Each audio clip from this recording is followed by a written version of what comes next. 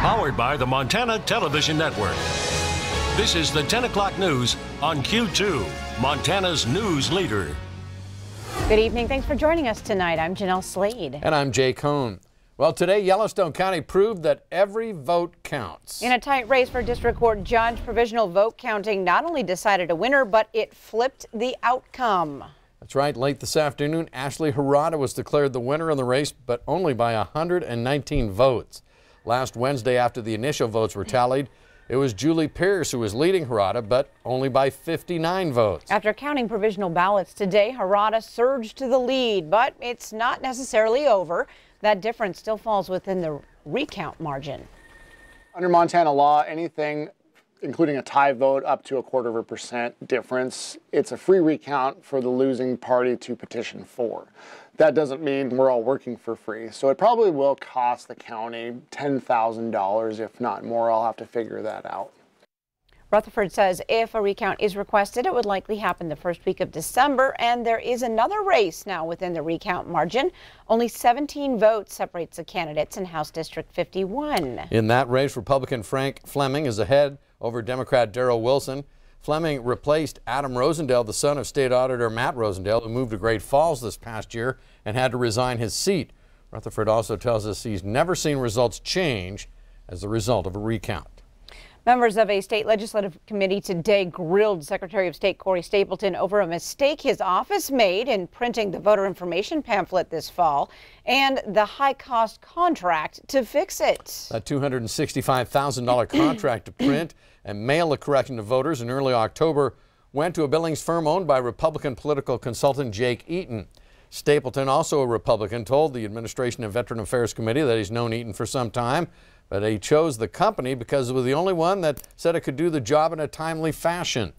The original voter information pamphlet, mailed to some 470,000 Montana voters, did not properly identify the language in state law that would be changed by Initiatives 185 and 186. Stapleton says he learned of the error on October 9th and wanted to get correct information to voters by the time they received absentee ballots in the mail several days later. Now, he said other print shops couldn't get the job done until days later at the earliest. Democrats on the committee said the corrected mailer fell short of what they would expect. There's no Secretary of State stamp on this. So when I received this, I went, is this a joke? Is this one of those phony mailers that they're trying to garner my support for something that's not accurate? I'm with you. I expect us to excel and put out perfect documents. And again, when it wasn't, we did our best to fix it. We satisfied the legal requirement in my mind because we got it there in time so that people got it as they got their ballots. And we also did the best thing for the interest of the voters. Republican members of the committee noted that the cost of the mailer came out of Stapleton's budget, which is funded by fees rather than taxpayer dollars. Tonight, the Billings City Council voted in favor of a new contract with the Teamsters Union. The council unanimously approved the deal the union voted to accept last month. Now, the contract will go into effect retroactively from July 1 of this year through June 30th, 2021. It guarantees employees a 2.9% cost of living increase for each of the 3 years at a cost to the city of around $697,000 a year. Teamsters Local 190 represents the largest share of Billings City workers. That amounts to about 420 employees. In other news tonight, the death toll in California wildfires has reached 50, but officials fear that number could rise, with many residents of the northern town of Paradise still missing after the state's deadliest fire on record. Ileana Diaz has the latest for us tonight from Calabasas, California. The search has intensified for victims and survivors of California's deadliest and most destructive fire on record. Nothing. This tractor. And it looks like a car. Chardonnay Telly has not heard from her father, Richard Brown, since before the blaze. My dad's a survivor, and he's been through war and so many things, and there's a possibility he could have made it through this.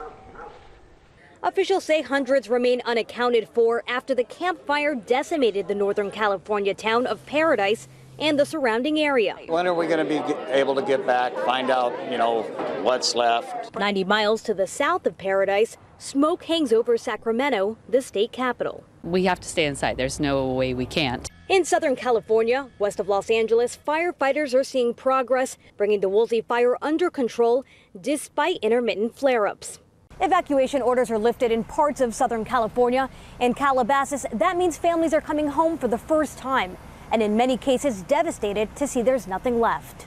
Suddenly, the heat comes and the embers started coming. That's when I told my wife and neighbor, we don't have time. By the time I started the car, my house was already on fire. The fire has burned 350 square miles up and down California, an area bigger than New York City.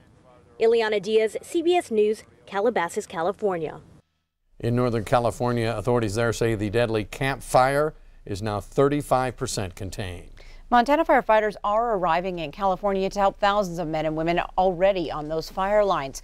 Q2 spoke with Columbus Fire Chief Rich Cowger tonight. He says his crew and the 2 engines from Red Lodge have arrived and are now in the staging process. Resources come in and they've got to get checked in and accounted for. All their information is given to the command team that's there.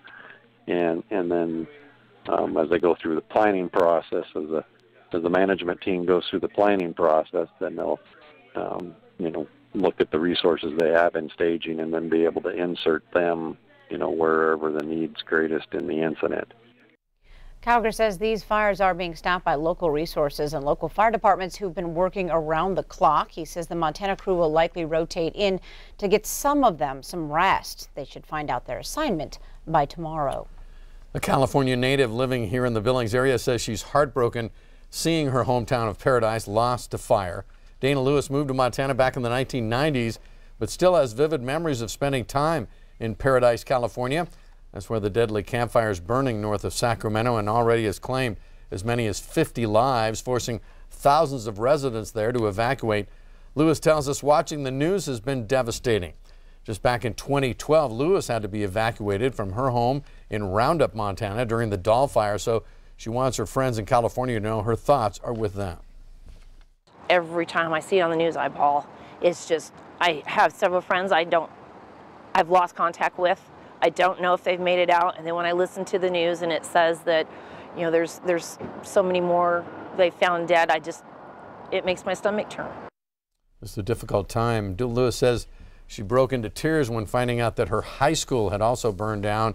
The flames also, she said, destroyed the town's only McDonald's restaurant where she used to hang out with friends.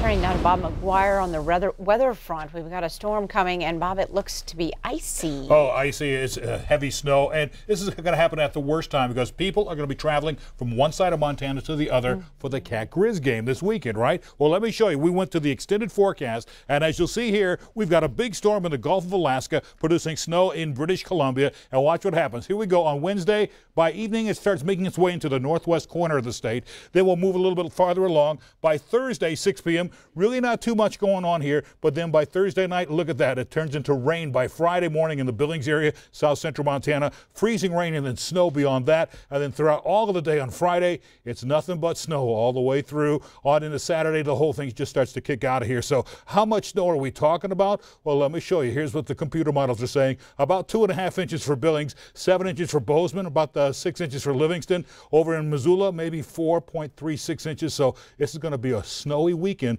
beginning on Friday night on into Saturday morning. And on top of that, all that snow is going to be on top of icy roadways all the way across I-90. We'll have more in the rest of your forecast for Billings in a few more minutes. All right. Thanks so much, Bob. Well, are you ready to get your new Real ID Montana driver's license or state ID? If not, you still have a little time to prepare before January when Montana will start to comply. Now, new ads feature a modern-day Lewis and Clark alerting Montanans about Real ID and how to get started. These ads, which started running this week, were created by students at Montana State University Billings in conjunction with the Montana Motor Vehicle Division. The ads include information about the availability, cost, and potential benefits. We went with a Lewis and Clark theme because we wanted to evoke the idea that this Real ID law is really about keeping Montanans safe, and it's consistent with our identity of being traditional and safety bound and patriotic, and it doesn't interfere with individual freedoms at all. Now, the ads also won MSUB an award from Keeping Identity Safe. That's a Washington, D.C. nonprofit that works to raise public awareness about Real ID security. Montanans can start applying for a Real ID driver's license in January. Members of the Q2 team braved the cold and the wind today to make a big difference in the community, but we couldn't have done it without you. No, we've been hosting our Turkey Tuesday event for years, and you all have never let us down. Now, this year, you donated more than 700 turkeys and thousands of dollars in donations. All of these donations will go to the Billings Food Bank to help feed those in need this holiday season. So from all of us here at Q2, thanks for your continued generosity. We know we can count on this community, very generous. If you're wondering who won the Cat versus Grizz competition, I've been told the Cats pulled out a 2-turkey slim victory over the Grizz. We are definitely not sure about the math there. We're thinking maybe a recount is in order. All in good fun. Well, the Grizz won last year, so. And the Cats won the game, so maybe we'll flip it this time. Let's see. Coming up on tonight's 10 o'clock news, could Cloud Peak Energy be looking for buyers? We'll dig up the latest next.